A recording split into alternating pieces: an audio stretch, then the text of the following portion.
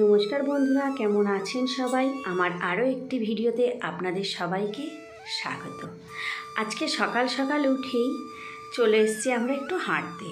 আর এই যে ফুলটা দেখতে পাচ্ছেন, এটা খুব সুন্দর একটা ফুল, কিন্তু এটা একটা জংলা ফুল। আগে যখন ছোটোবেলায় আমরা স্কুল যেতাম, তখন আমাদের স্কুলের একটা ম্যাম বলতো এই ছোট ছোট বেগুনগুলো নিয়ে আসতে। এটাকে আর কি আমরা খেলার জন্য রান্নাবাটিতে বেগুন হিসাবে ব্যবহার করতাম। এটার নাম নাকি ভ্যান্ডারি বেগুন। যাই হোক, আমার অতটা জানা নেই। তো এই বেগুনটা ফুলটা দেখে আমাকে এত ভালো লাগলো। আর সকালবেলায় উঠলে দেখবেন যে কোনো ফুলের সৌন্দর্য যেন ফুটে ওঠে। তা আমাদের সঙ্গে আমরা দুজনে আছি, কিন্তু আমাদের সঙ্গে যখনই আমরা রাস্তায় বেরোই অনেক মানুষের সঙ্গে পরিচয় হয়ে যায়।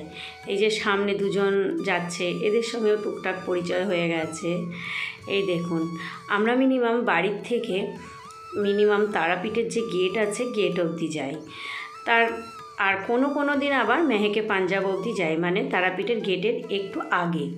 সব দিন তারাপীঠের গেট অবধি যেতে পারি না, মিনিমাম 3 কিলোমিটার অবধি। 3 কিলোমিটার যাওয়া বা 3 কিলোমিটার আসা, বাড়ি ফিরেও আসতে হবে। কখনো আবার সূর্যোদয় একটু বেলাও হয়ে যায়। এই দেখুন, আমার বাড়ির পাশে কাছাকাছি দুটো রেস্টুরেন্ট। হ্যাঁ, তো এইটা হচ্ছে এই আমন্ত্রণ যেটা, এটা অনেক পুরনো। আজ থেকে প্রায় 14 বছর আগে যখন আমি বিয়ে হয়ে আসি, তখন থেকেই আছে। আর পাশের যেটা, ওটা মিনিমাম ওই 3-4 বছর হয়েছে। এই দেখুন, ওই বেগুনটাকে দেখে, এখানে আর একটা গাছ দেখে আমার মেয়ে আবার ফুল তুলতে গেছে। তা আমি আবার ওকে বললাম, এই দেখ একটা ফল ধরেছে, কত সুন্দর লাগছে। তো বললো আমাকে তুলে দেওয়ার জন্য, কিন্তু যেহেতু দেরি হয়ে যাচ্ছে, ওই জন্য আমি আর ওকে তুলে দিলাম না। ওর জন্য মুখটা ভার হয়ে গেল, দিয়ে আবার হাঁটতে লাগলো। তা আমি বললাম, আসার পথে যদি দেখা হচ্ছে এরকম বেগুন, তো তোমাকে আমি অবশ্যই তুলে দেবো।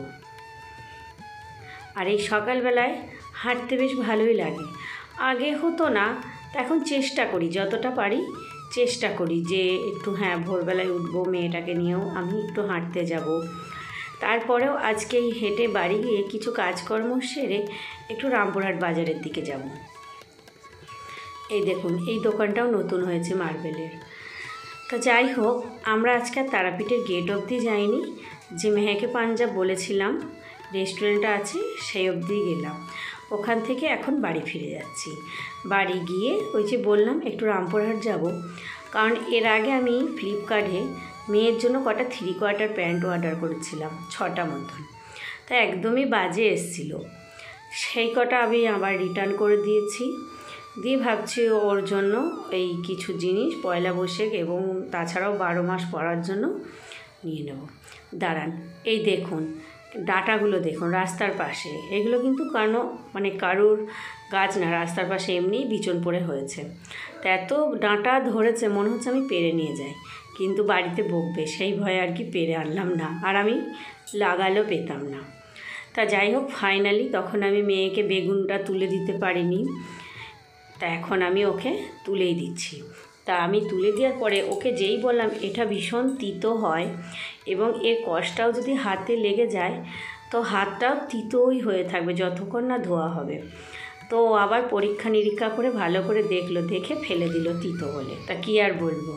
তবে দেখতে যাই বলুন, এত সুন্দর লাল লাল হয়ে আছে গাছটাতে, আর দুটো ফুল পাশাপাশি, এদিকে আকন্দ ফুল আর এদিকে এই যে এই ফুলটা।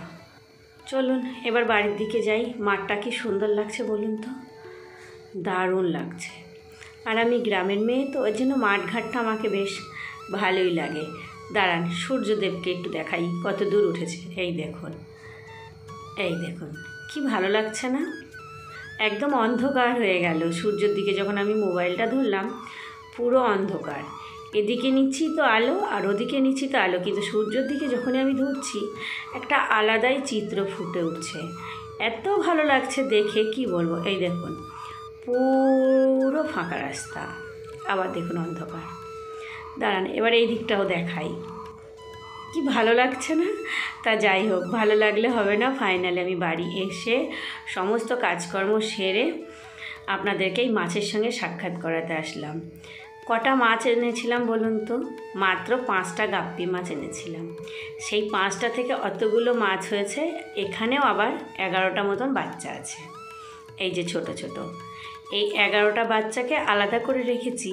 এগুলোই দিন 4 হয়েছে, নাহলে ওই বড়গুলো খেয়ে নিচ্ছে। এছাড়াও এর আগে অনেকগুলো খেয়ে নিয়েছে, এই জন্য ওদের আলাদা করেছি। আর এই যে আমাদের লিলি মহারাজ সকাল সকাল লণ্ডভণ্ড করছে। তা যাই হোক, সবাইকে সবারই খাবার দিয়ে মেয়েকে পড়তে বসিয়ে রামপুরহাটের দিকে যাচ্ছি। কি ভালো লাগছে বলুন তো? এখন প্রচণ্ড গরম পড়ে গেছে, যদিও বা এর জন্য একটু সকাল করে বাজারের দিকে যাচ্ছি। তবে রাস্তাঘাটটা খুব ভালো লাগছে। সব দোকান এখন খুলে পারেনি। আর আগে তো এই মনসুবার সাইডে অনেক লরি দাঁড়িয়ে থাকতো, এখন আর কি রাস্তাটায় অত লরি জাম হয় না, ফাঁকাই থাকে। ওই জন্য দেখতেও ভালো লাগছে রাস্তাটা, একদম নিরিবিলি। আর সব দোকানপাট খুলেও পারেনি, আর খুব একটা বেলাও হয়নি, এই জন্য আরও বেশি ভালো লাগছে। তো আমার ইচ্ছা আছে, আমি যেখানে বাজারটা করতে যাচ্ছি সেটা একটা হাট, সেটাকে বলছে বুধো হাট। এটা মিনিমাম ওই বুধবারেই বসে, সপ্তাহে 1 দিন। তো এইখানে পাইকারি রেটে সব জিনিস পাওয়া যায়। তো আমার ইচ্ছা আছে আমি মেয়ের জন্য যে প্যান্ট গেঞ্জি কিনবো সেটা একটু বেশি বেশি করে কিনবো। এর জন্য আমি এই মার্কেটটাতে আর কি যাচ্ছি। তা আমি কখনো আগে যাইনি, তো আজকে ইচ্ছা আছে আমি যাব এবং আপনাদের সঙ্গে তুলে ধরবো। কিন্তু আপনাদের সঙ্গে যে ভিডিওটা আমি ওখানে গিয়ে তুলে ধরবো সেটা আর আমার হয়ে ওঠেনি।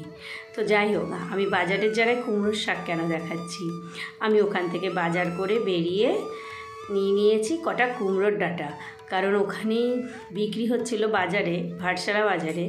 তো আসার সময় আমি ওই কুমড়োর শাকটা নিয়েছি। যদিও আমি রামপুরহাটে এই কুমড়োর শাকটা খুব কম পাই, আর হয়তো উঠলেও সব দিন আনা হয় না, এর জন্য সামনে পেয়ে লোভ সামলাতে পারলাম না, নিয়ে চলে আসলাম। আর ওই যে আমার বর আসছে, ওইখানে চপের দোকান আছে একটা, তা উনি খুব ভালো চপ ভাজে, কিন্তু সকাল সকাল এখনও উনি তৈরি করছে, ভাজছে না, এর জন্য চলে আসলো ঘুরে, আর পেলো না। তা যাই হোক, সামনে পেলে চপ নিয়ে নেব। আর আমি এদিকে দোকানের যে ভিডিও সেটা আপনাদের কেন দেখাতে পারলাম না, মানে বাজারটার প্রচণ্ড ভিড় ছিল, সামনে পরব, এবার ঈদের জন্য আরও বেশি ভিড়। এর জন্য আমি আর কি ওখানে ফোন বের করে যে আপনাদের সঙ্গে ভিডিওটা তুলে ধরবো সেটা আমার ক্ষমতায় আর কুলোলো না। তা যাই হোক, আমি বাড়ি এসে খাওয়া দাওয়া সেরে সব কাজকর্ম সেরে ফ্রিজ থেকে কটা পুদিনা পাতা বার করে দিলাম। এই পুদিনা পাতাগুলো মিনিমাম আজ থেকে 3-4 দিন আগেকার, ফ্রিজে আমি স্টোর করে রেখে দিয়েছিলাম। এখন এটাকে আজকে বড়া করব, একটু চাটনি করব, কুমড়ো পাতা দিয়ে শাক করব, কুমড়োর শাক, আর দেখি একটা কিছু করব, ডিমের তরকারি। এই দেখুন আমাদের ইঁদুর মহারাজ, যিনি আমার বাড়ির আলু, সবজি, জামা কাপড়, বই খাতা কেটে তছনছ করে, তিনাকে ধরা হয়েছে আজকে। খাঁচা দিয়ে দিয়েছিলাম রুটি দিয়ে উনি খাঁচাটায় ঢুকেছে, আর গেটটা আটকে গেছে। তা যাই হোক, আমরা ইঁদুর ধরে মারি না, মানে মেরে ফেলি না, ওটাকে নিয়ে গিয়ে সামনে ফাঁকা মাঠে ছেড়ে দিয়ে আসবো। কারণ অনেক সময় মনে হয় লোকের বাড়িতে ছেড়ে দিই, কিন্তু আমাদের মারবে বলে ছাড়ি না, ওটাকে এখন মাঠে দিয়ে আসবো। তাই যে আমার পুদিনা, ওকে আমার মেয়ে ছেড়ে দিয়ে আসলো, আর আমি এদিকে পুদিনা পাতার একটু বড়া করে নিলাম। বড়াগুলো দেখেই তো মুচমুচ করছে, আর খেতেও বেশ দারুণ লাগে। এর আগেও আমি অনেকবার খেয়েছি। তো কী করে আমি পুদিনা পাতার বড়া করলাম, আপনাদের এই রেসিপিটা আমি অবশ্যই নেক্সট ভিডিওতে শেয়ার করব। আর এদিকে আমি তরকারি বসিয়ে দিয়েছি একটা উনুনে, ওভেনের মুখে, আর একটা এদিকে আমি বসিয়ে দিয়েছি ডাঁটা আর আলুটা একটু ভেজে নিচ্ছি। ডিম দিয়ে, ডাঁটা দিয়ে, আলু দিয়ে একটা নিরামিষ তরকারি করে নেবো, নিরামিষ না আমিষ তরকারি। তো এখানে আমি হাঁসের ডিমটা নিচ্ছি, কারণ হাঁসের ডিমটা খেতে ভীষণ ভালো লাগে আমাকে। আর এই গরম পড়ে গেলে আর অতটা ভালো লাগবে না, পাওয়াও যাবে না। তা খুব দেরি হয়ে গেছে বাজার থেকে এসে সমস্ত কাজকর্ম করে রান্না করতে, আজ একটু দেরি হয়ে গেল, এই জন্য দুটোতেই আমি বসিয়ে দিয়েছি, একটাতে ভাজা আর একটাতে মশলা করতে। এটা ভাজা হয়ে গেলে এটাতে দিয়ে দেবো। আর এদিকে আমি পুদিনা পাতার চাটনি করে নিয়েছি, বড়া করে নিয়েছি, একটা ডাল করে নিয়েছি, আর এই হালকা পাতলা বিনা মশলায় একটু পেঁয়াজ লঙ্কা চিড়ে ডিমের ঝোলটা করে নেব। তো বাস একদম অল্পের মধ্যে শর্টকাটের মধ্যে হয়ে গেল আজকে রান্নাবান্না। আর পুদিনা পাতার যে চাটনিটা, এটা আমার বরমশাই করে দিয়েছে। এই যে সমস্ত একটু রসুন, একটু আদা, একটু তেঁতুল, লঙ্কা সব কিছু দিয়ে লবণ তেল দিয়ে পেস্ট করে রেখে গেছে, আর তেলটা উপরে দিয়ে দিয়েছে। এই কাজকর্ম সেরে রান্নাবান্না সেরে এখনও আমি লিলি মশাইয়ের খাবারগুলো ধোবো। এই যে ওর জন্য আজকে বাজার থেকে নিয়ে আসা হয়েছে অনেকগুলো পিরিং শাক আর কলমির শাক। কিছুটা কলমির শাক ধুয়ে জল ঝরাতে দিয়েছি ব্যাগে, আর পিরিং শাকগুলো এখন আমি ভালো করে ধুয়ে জল ঝরাতে দিচ্ছি।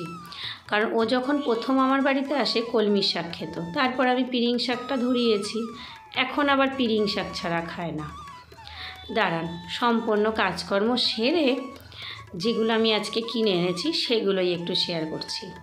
তো এই যে খুব সস্তায় পেয়ে গেছি আমি এই কুর্তিটা, খুব সুন্দর আর সুতির। মানে আমি একটু বাটি প্রিন্টের খুঁজছিলাম, তা বাটি প্রিন্টের যা ছিল আমার মাপের এলো না, ওর জন্য আমি এটাই আর কি নিয়ে নিলাম। খুব সস্তাতে 200 টাকা মাত্র নিয়েছে এই কুর্তিটা। আর এদিকে এই যে এই প্লাজোটা নিয়েছি, এই প্লাজোটার দামও খুব অল্প। তা এই দুটো আমার জন্য।